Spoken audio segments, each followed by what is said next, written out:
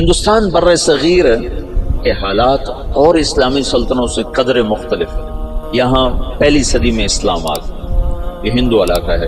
یہ جو سری لنکا ہے، یہاں عرب تاجروں کے ذریعے سے یمن سے جو آتے تھے بحری جہاز، ان کی تبلیغ سے یہاں اسلام آ گیا، اور یہاں کا جو راجہ تھا وہ تو مسلمان نہیں تھا، لیکن عوام الناس میں اسلام آ گیا۔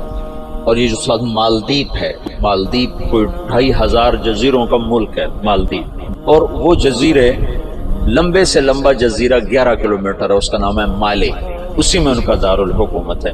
باقی سارے جزیرے بس ایسے جیسے تمہارا مدرسہ ہے، اتنا ایک جزیرہ ہوگا۔ تو یہ ان جزائر سے ایک قافلہ جا رہا تھا، اس میں یہاں کچھ عرب قبائل آباد ہو گئے تھے، تو ایک قافلہ بحری جہاز پر سری لنکا کے بادشاہ نے تحفے تحائف ولید بن عبد الملک کو دی، ان سے دوستی لگانا چاہتا تھا۔ تو جب یہ کراچی کے قریب گزرا بحیرہ عرب سے، تو تیبل یہ دریائے سندھ کے کنارے تھا، تو وہاں سندھ کے ڈاکوؤں نے بحری جہاز پہ حملہ کیا اور قافلہ بھی لوٹ لیا، اور عورتوں کو بھی قید کر لیا، مردوں کو کچھ قتل ہو گئے۔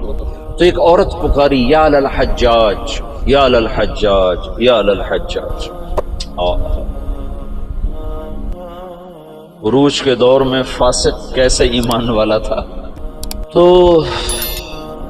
کچھ جو لوگ انہوں نے مال لوٹنے کے بعد کچھ لوگ چھوڑ دیے تھے، تو یہ لٹا پٹا قافلہ جب پہنچا عراق میں تو حجاج کو ملا، اور انہوں نے کہا کہ ایک بہن نے کہا تھا یا للحجاج، تو وہ کھڑا ہو گیا اپنے کرسی سے، کہ لبیک یا اخت الاسلام، لبیک یا اخت الاسلام، لبیک یا اخت الاسلام، اور کہا میرے اوپر حرام ہے بیوی بھی اور بستر پہ سونا بھی، جب تک میں اس بہن کی مدد نہ کو نہ پہنچوں۔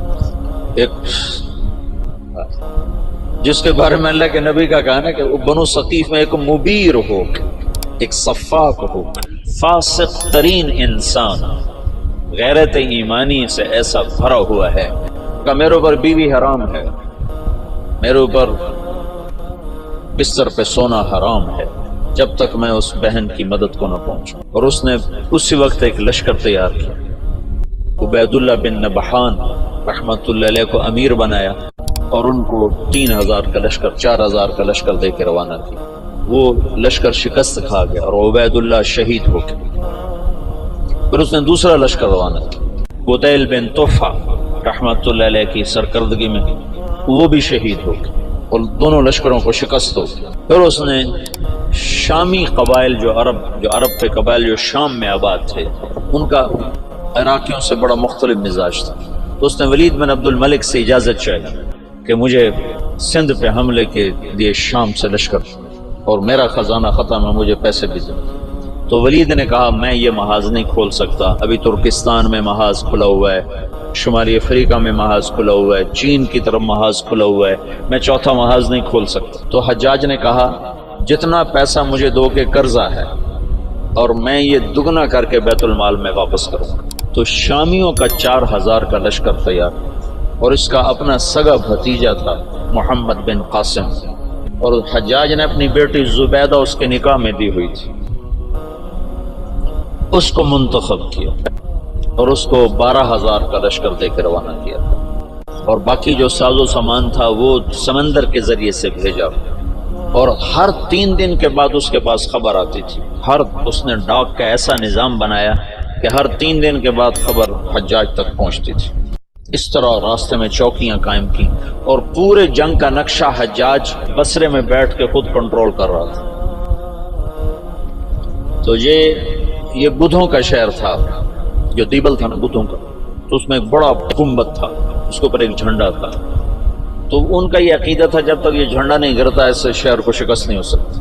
تو مسلمانوں نے زور لگا لیا۔ حجاج بن یوسف نے ایک توپ بھیجی تھی، توپ منجنیق، پتھر پھینکنے والی، وہ اتنی بڑی تھی اس کو 500 آدمی کھینچتے تھے، تو اس کو بحری جہاز پہ بھیجا تھا۔ تو وہ نصب تھی، اور توپ اس گنبد پہ نشانہ نہیں فٹ ہو رہا تھا۔ 10 دن 12 دن 15 دن گزر گئے، گولے جاتے تھے، گنبد پہ نہیں لگتے تھے۔ تو حجاج بن یوسف نے وہاں سے خط لکھا کہ اس توپ کا زاویہ 1 درجہ نیچے کر کے فائر کرو، 1 درجہ نیچے کر۔ اور محمد بن قاسم اس دن خود توپ پر آئے، ان کا آج میں خود پھینکوں گا۔ تو محمد بن قاسم نے خود اس کو کھینچ کے جو پھینکا تو پہلا ہی پتھر جا کے جھنڈے پہ لگا اور گنبد پہ لگا اور گنبد ٹوٹا تو شہر والوں نے ہتھیار پھینک دیے۔ یہ 90 ہجری کی بات بتا رہا ہوں، 90 ہجری میں اسلام کا پہلا داخلہ ہے فاتحانہ۔ ویسے تو سری لنکا ہندوستان کا حصہ تھا، وہاں اسلام پھیل چکا تھا دعوت کے ذریعے، لیکن فاتحانہ انداز میں جو مسلمان بر صغیر میں داخل ہوئے ہیں تو محمد بن قاسم رحمۃ اللہ علیہ اس کا ذریعہ بنے اور دیبل فتح ہوا ہے۔ پورا ہندوستان 2 حصوں میں تقسیم تھا، ہند اور سندھ۔ سندھ یہ نہیں جو آج ہے، یہ سندھ بمبئی تک تھا اور دیپال پور تک اور ادھر سے بمبئی تک، یہ ایک پورا علاقہ تھا، باقی ہند الگ علاقہ تھا۔ راجہ داہر اس سارے کا بادشاہ تھا۔ راجہ داہر ایک دفعہ بیٹھا تھا تو ایک نجومی آیا، تو اس کی بہن بھی ساتھ بیٹھی تھی، تو اس کی بہن نے اپنا ہاتھ دکھا دیا نجومی کو کہ میرا ہاتھ دکھا۔ نجومی نے کہا یہ لڑکی آئندہ سندھ کے بادشاہ کی بیوی بنے گی۔ تو راجہ داہر پریشان ہو گیا، یہ میرے گھر میں میرا دشمن پیدا ہو رہا۔ تو اس نے اپنے وزیر کو بلایا، کہنے لگا نجومی نے کہا ہے کہ یہ میری جو بہن ہے یہ سندھ کے بادشاہ کی بیگم بنے گی۔ تو وزیر نے کہا تو خود شادی کر لے سے، قصہ ہی ختم۔ میں نے کہا بے غیرت مجھے کروائے گا، ساری دنیا کیا کہے گی بہن سے شادی کر لی۔ تو وزیر چپ ہو گیا۔ اس نے ایک بکری لے کر اس پر مٹی کی تہ پہلے اس پر اچھی طرح لگائی، پھر اس کے اوپر باریک مٹی ڈالی، پھر اس پر پھول کے بیج ڈالے اور اس کو ہلکا ہلکا پانی لگوانا شروع۔ تو اس کے پشت کے اوپر پھول ہی پھول ہو گئے۔ تو اس نے وہ بکری ایک نوکر کو دی کہ جاؤ اسے بازار کا چکر لگواؤ۔ میں چکر لگوایا تو سارا شہر اکٹھا ہو گیا، بکری کے اوپر پھول، بکری کے اوپر پھول، سب حیران پریشان۔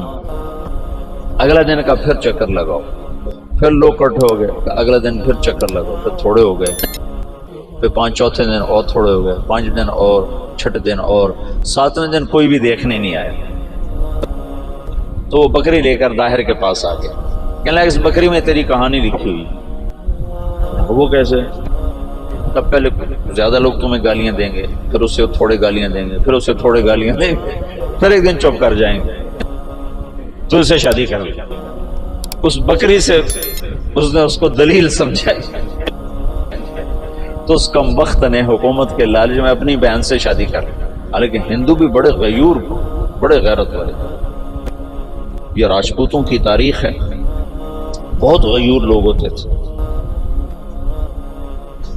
یہ تو آپس کی لڑائیوں کی وجہ سے بے وقوفی کی حد تک آپس میں لڑتے تھے، تو غیروں کو ان پر چھا جانے کا موقع اس وجہ سے ملتا تھا۔ تو وہ اس نے اپنی بہن سے شادی کر لی۔ جب محمد بن قاسم حملہ آور ہوا تو راجہ داہر سندھ بمبئی دیبال پور تک کا حکمران تھا۔ تو روہڑی کے قریب ان دونوں لشکروں کی پھر جنگ ہوئی۔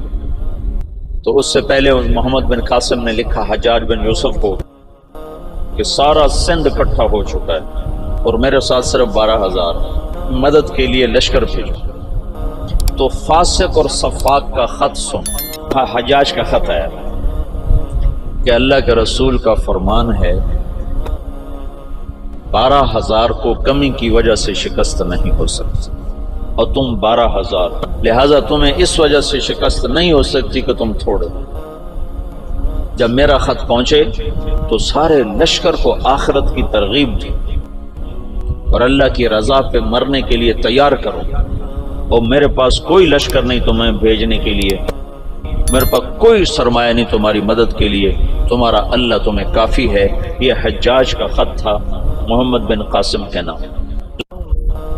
تو پھر انہوں نے روہڑی کے قریب دریائے سندھ کتنا پھیل جاتا ہے، انہوں نے وہاں سے دریا پار کیا، اور روہڑی کے آس پاس اب بھی اس کے کھنڈرات ہیں۔